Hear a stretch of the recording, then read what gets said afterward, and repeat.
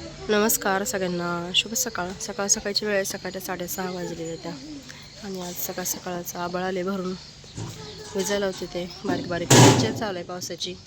बघा पायरीवर बारीक बारीक टिपकं पडते ते. आणि आज मी जरा लवकरच सुरुवात केली स्वयंपाकाला, कारण दररोजच्या वेळेपेक्षा आज पोरांची बस जरा तासभर लवकर येणार आहे. भाजी तर करून झालेली आहे, शिजते भाजी. तर इकडं दुसरी पण चूल पेटून घेतली, कणिक मळून घेतलेली आहे. आता चपात्या करून घेते इकडल्या चुलीवर, आणि चपात्या झाल्या की पोरांचा डबा भरून देते.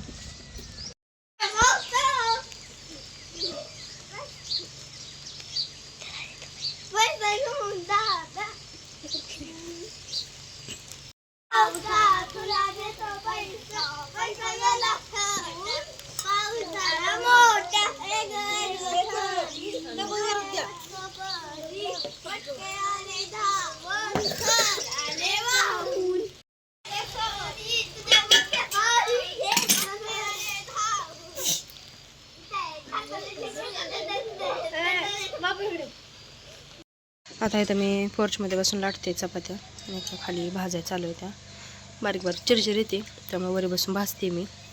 आणि इकडे पोरं लगेच गरम गरम जेवायला बसले. ती कशी झाली पोरांना भाज्या? छान झाली का? चपात्या करून झाल्या आणि आता दोडक्याची आमटी टाकली. आता भाजी शिजते, तोपर्यंत पोह्याची तयारी करते. पोहे पण करायचे तर नाश्त्याला. आता इकडं दोडक्याची भाजी शिजली चांगली, शेंगदाण्याचं कूट टाकून घेतलं. आता पोह्याची सगळी तयारी झाली, पोहे करून घेते. 9 वाजले त्या, जेवण नाश्ता सगळं सोबतच झालं. आणि आता खाली निघालं आंब्याकडं. दादाने काल बऱ्यापैकी आंबा उतरला, पण थोडं थोडं राहिलं आहे. ते आता भाऊजी उतरणार आहेत. आम्ही दोघीजणी पाट्या घेऊन आलो आहे. थोडासा आंबा राहिला आहे, तेवढा काढला की आपली ती अख्खं झाडं झालं उतरून. असा आंबा उतरला पण कुडीनं काढायचं चालू वरी, आणि मी खाली कुडीतनं काढून पाटीत ठेवते. आंबा घरी 11 वाजल्या त्या, आणि घरचे सगळे कामावरून झाली. ते आता कपडे धुवून झाले, ते भांडे घासून झाले ते. आणि इकडं आता आंब्याच्या सावली खाली आंबा फोडायला चालू येतं. आता आम्ही पण बसतो जाऊन आंबा फोडायला. 5 वाजले ते आता, आणि आज पण जरा भरपूर असं आभाळ आलेलं आहे. सकाळपासून आम्ही आंबा फोडतोय, आणि फोडून तसं इथं सुकायला घातलं आहे. येऊन स्वच्छ असं पांढरं कापड आहे, त्याच्यावर सुकायला घातले. असं सुकायला लागले चांगलं. आणि दुपारीच दादा आणि ताई पण आली. ते सकाळपासून आमचं सगळ्यांचं हेच फोडायचं वाळवायचं चालू आहे. आंबा फोडून दिलेलं आहे तर त्याच्या आतमध्ये ताई ते काय म्हणते तो ताई त्याला, तुम्ही काढताय त्याला? हा, ते प्रत्येक फोडायला काचोळा काढावाच लागतो, ते काढायचं चालू आहे. आणि इकडं पसरलाय पण भरपूर. काय म्हणताय? हा, आता गोळा करायचं आहे सगळं. हा, इथं पोर्चमध्ये आहे त्या, खाली बाजूवर आहे त्या, परत स्लापवर पण घातले त्या फोडी. स्लापवर आली मी आता फोडी काढायला. आणि आजचं वातावरण बघा, भरपूर आभाळ आले आज. काल काय नुसतं वारं सुटून विजा कडकडूनच गेलं, पण आज पाऊस येईल असं वाटतंय. आता सगळ्या रानभर जे पसरलेले आहेत त्या आंब्याच्या फोडी, ते सगळ्या गोळा करून व्यवस्थित ठेवायच्या. वारं सुटते च्या आधी, आता जास्त सुटलं नाही, नाही तर सगळी त्याच्यामध्ये घाण जाते.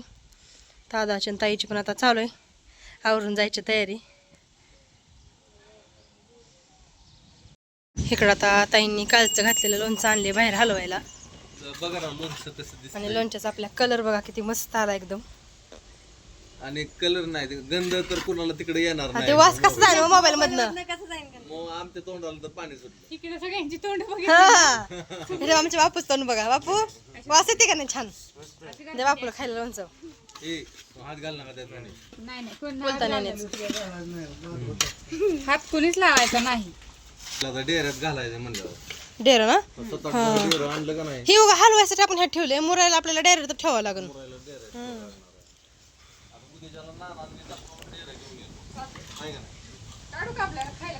काढा काढा.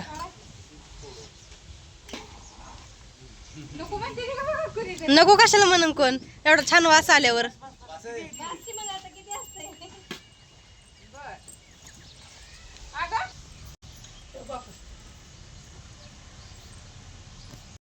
5:45 वाजले त्या. घरी असलं की दिवस बघस्तवर जातो. आता मी संध्याकाळच्या कामाला लागली. गुरांची वैरण न्यायला आली. शाळेला गिनीगोल काढून न्यायचे. गिनीगोल काढून घेते. शाळेला वैरण टाकून घेतली. इकडं पाण्याची पाटी भरून घेतली. आता शाळांचं बघून झाले. आता गुर पाणी दावून गुरांना पण वैरण टाकून घेते. सगळ्या गुरांना पाणी दावून वैरण ठेवून घेतली. गायला ताई आता ताईचं काम आपलं नोकरी लागली म्हणजे झालंय. सकाळी यायचं संध्याकाळी जायचं.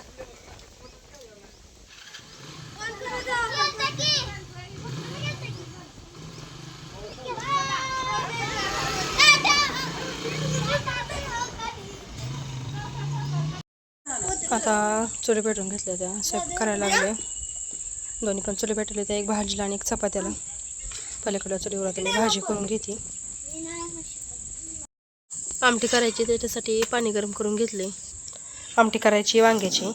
काटं काढून वांगे चिरून आणले ती पाण्यात टाकले ती.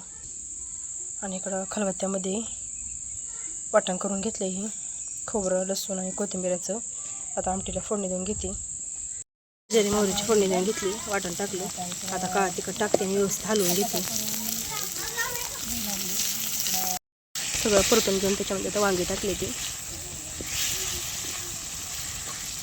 गरम केलेले पाणी टाकून घेते. वांग्याची भाजी करून घेतली. आणि इकडं वांग शिजते तोपर्यंत आता चपात्या भाजून घेते.